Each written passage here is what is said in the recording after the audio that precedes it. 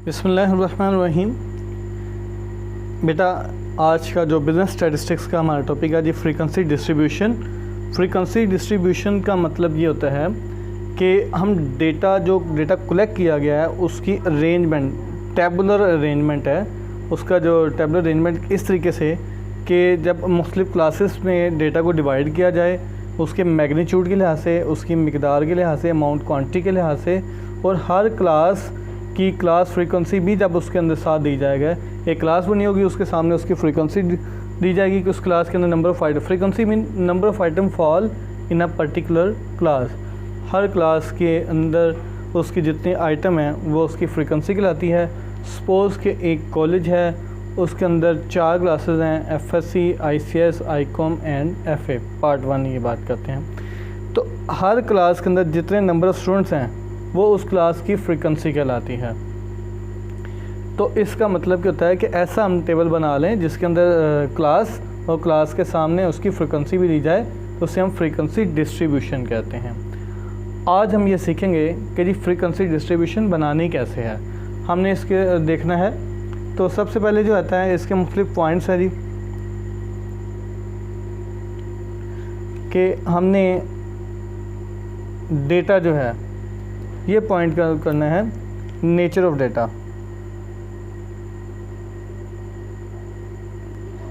ये देखनी है जी डेटा जो हमें अवेलेबल है, आया कि वो हमें डिस्क्रीट अवेलेबल है या कंटिन्यूस है। तो डिस्क्रीट का मतलब होता है कि जी मेन वैल्यूज़ जो आपको दी जाती हैं, लेट्स सपोज के होल नंबर्स में जब अगर डेटा आपको दे दिया जाए, और अगर डेटा अगर होल नंबर में नहीं है, कंटिन्यूस है, मुसलसल चलता जा रहा है कि उसने आप 2 डिजिट्स, 2 वैल्यूज़ हैं, उसके दरमियान हर वैल्यू को कैलकुलेट करना है। तो हमने ये देखना है कि डेटा हमारा जो है वो बेटा कंटिन्यूस है या डिस्क्रीट है। तो फिर हमने इसको सोल्व करना है। आगे पहला पॉइंट ये है, जब नेचर हमने डिसाइड कर ली उसके बाद जो है आता है वो है जी रेंज कैलकुलेट करना। रेंज, तो रेंज का मतलब ये है कि जी हम XM मैक्सिमम वैल्यू जो डेटा उसमें से सबसे छोटी वैल्यू जो है X0 की हम बात कर लें, सपोज़ कि ये L हम इसे कह सकते हैं largest value minus smallest value है। अगर डेटा की इन वैल्यूज़ को आप इससे माइनस कर दें, इनका डिफरेंस देख लिया जाए, तो वो हमारे पास रेंज बन जाती है। तो हमने डेटा की रेंज कैलकुलेट करके देखनी है।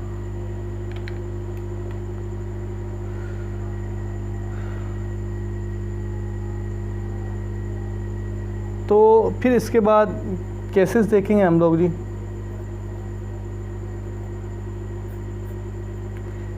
कि जी हमने डेटा को अरेंज कैसे करना है। तो डेटा डिस्क्रीट है and range is less than और इक्वल टू 15 है। कि हमारी रेंज जो है, डेटा डिस्क्रीट है लेकिन रेंज हमारी लेस दैन और इक्वल टू 15 है। एक तो केस 1 ये हमारे पास आ जाता है। दूसरा केस है कि रेंज की हमने बात करनी है कि डेटा हमारे पास कौन सा है जी, डेटा हमारे पास डिस्क्रीट है। इस केस में भी डिस्क्रीट है हमारे पास डिस्क्रीट डेटा। इस केस में भी हमारे पास क्या है, डिस्क्रीट डेटा है। एंड रेंज जो है उसकी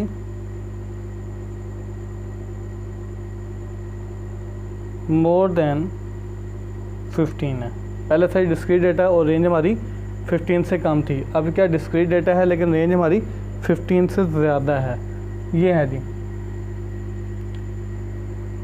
और केस जो हमारा 3 बन जाता है वो आता है जी कंटिन्यूस डेटा।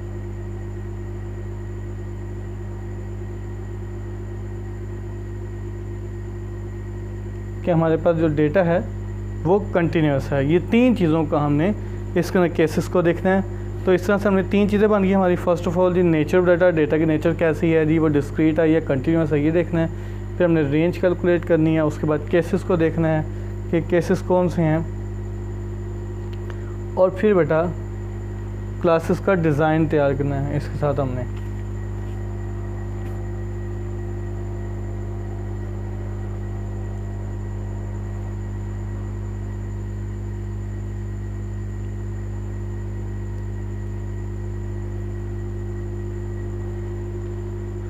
अब हमने क्लासेस को डिज़ाइन करना है।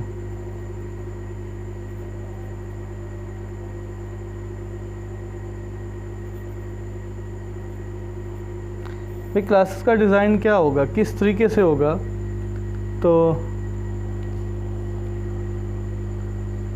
इसके अंदर जो है कि देखिए जी, डिज़ाइन करते हुए 2-3 चीज़ों का पॉइंट आउट करेंगे। नंबर 1 है कि जी हम स्टार्टिंग पॉइंट क्या रखें, इसका हमने ज़रूर ख्याल करना है जी। स्टार्टिंग पॉइंट हमारे पास कितना होना चाहिए, कौन से पॉइंट हमने स्टार्ट करें।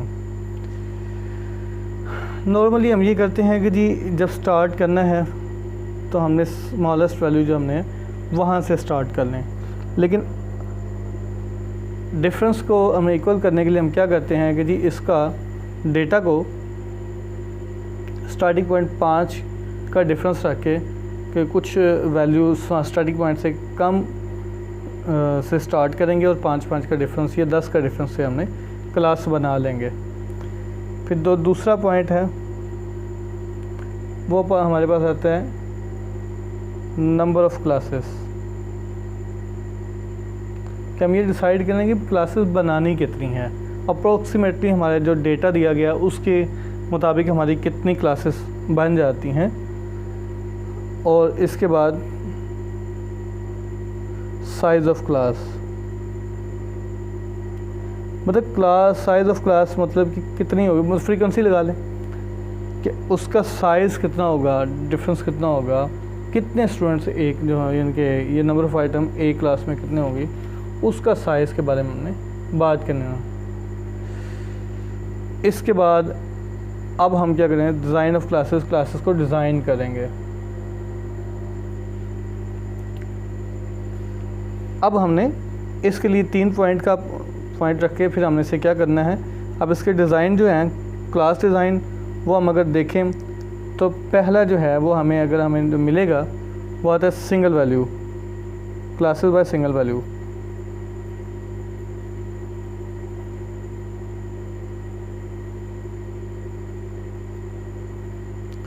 Classes by single value. तो अभी मैंने आपसे शेयरिंग की है कि डेटा अगर हमारा क्या है जी डिस्क्रीट है और लेस दैन 15 है तो हमें सिंगल वैल्यू मतलब 1 2 3 4 ये क्लासेस हैं जी, इस तरीके से हम लिख लेंगे। आगे उसकी फ्रीक्वेंसी लेकर हम क्लास को चला लेंगे, तो इसे हम कहते हैं सिंगल वैल्यू क्लासेस। एक तो ये है कि जिसमें एक की वैल्यू दी गई होगी और उसके सामने उसकी फ्रीक्वेंसी दी जाएगी। अब इसके बाद अगर हम लोग ये देखते हैं जी classes by multiple values, B में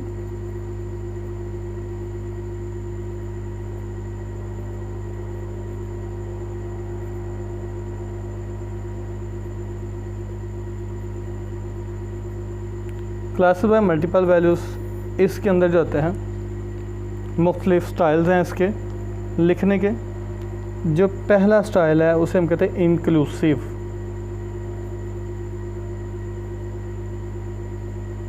स्टाइल इंक्लूसिव स्टाइल का मतलब कि हमने एक जो क्लासेस हमने सपोज डिसाइड की हैं, जैसे इस तरीके से 10 to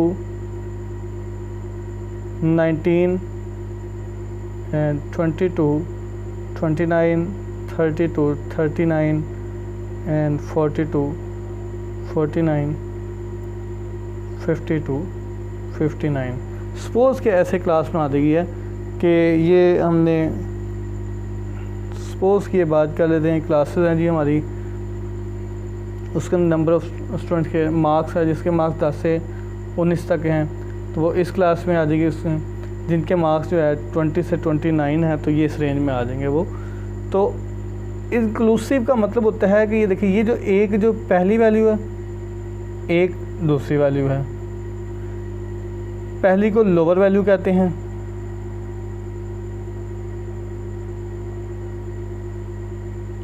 और सेकंड आती है अपर वैल्यू।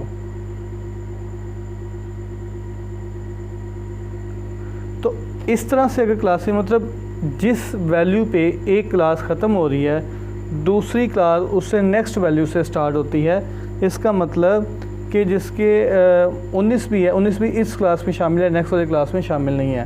कि यहाँ पे किसी किस्म क्लास के अंदर ओवरलैपिंग नहीं है, कि हमारी नॉन ओवरलैपिंग है जी यहाँ पर, कि जिस वैल्यू से एक क्लास ख़त्म हो रही है नेक्स्ट वाली क्लास उससे नेक्स्ट वैल्यू से शुरू हो रही है। यहाँ देखिए 29 है तो नेक्स्ट वैल्यू 30 से शुरू हो रही है क्लास जो है, ये 39 है तो नेक्स्ट क्लास होना है। इसका मतलब कि ये दोनों अपर और लोअर वैल्यू जो हैं इस क्लास के अंदर शामिल हैं।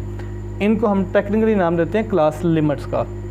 तो ये लोअर क्लास लिमिट हो जाएगी, ये हमारे पास अपर क्लास लिमिट आ जाएगी। फिर जी हमारे पास एक्सक्लूसिव स्टाइल आता है दूसरा।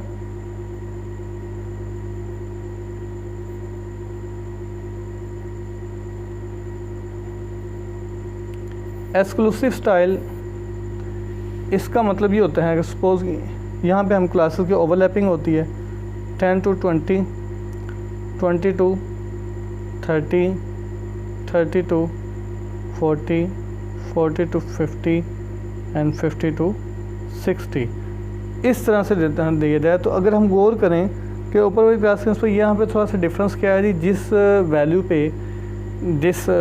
वैल्यू पे पहली क्लास ख़त्म हो रही है दूसरी उसी क्लास नंबर से उसी डिजिट से दूसरी शुरू हो रही है।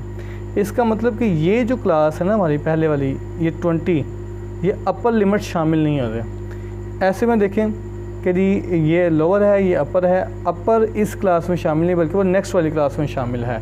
इसे हम कहते हैं एक्सक्लूसिव, कि सेकंड वैल्यू होगी और ये हायर वैल्यू होगी वो मुतल्लिका क्लास इस क्लास के अंदर नहीं होगी बल्कि नेक्स्ट वाली क्लास में लगी जाएगी। इसलिए हम कहते हैं एक्सक्लूसिव मेथड है।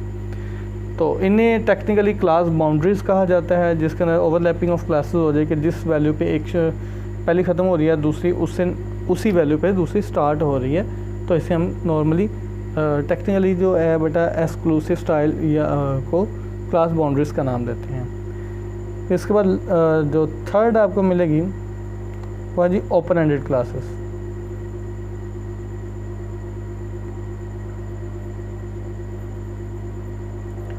तीसरा जो है इसका ये तरीका का इस तरीके से है जी, लो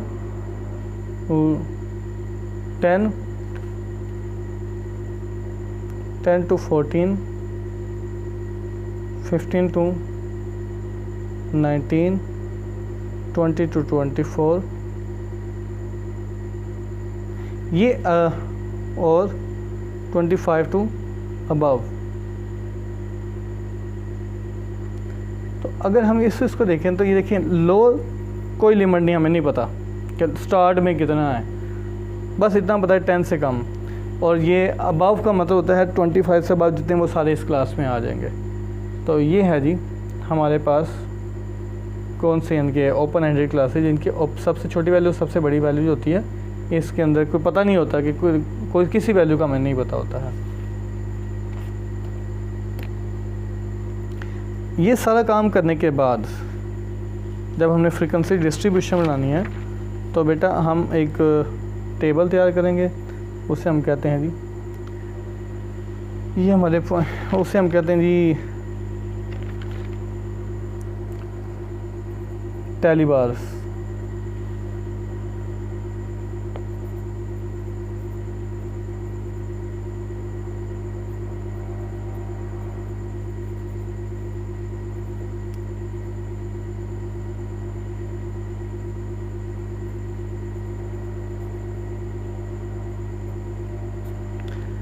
टैली शीट्स का हम तैयार करेंगे। टैली शीट हम देखेंगे कि हर वैल्यू को क्लास की जो फ्रीक्वेंसी है वो कैलकुलेट करके देखेंगे कि वाकई जो फ्रीक्वेंसी इसकी है कितनी है, तो वो देखेंगे। Add and final prepare the final table.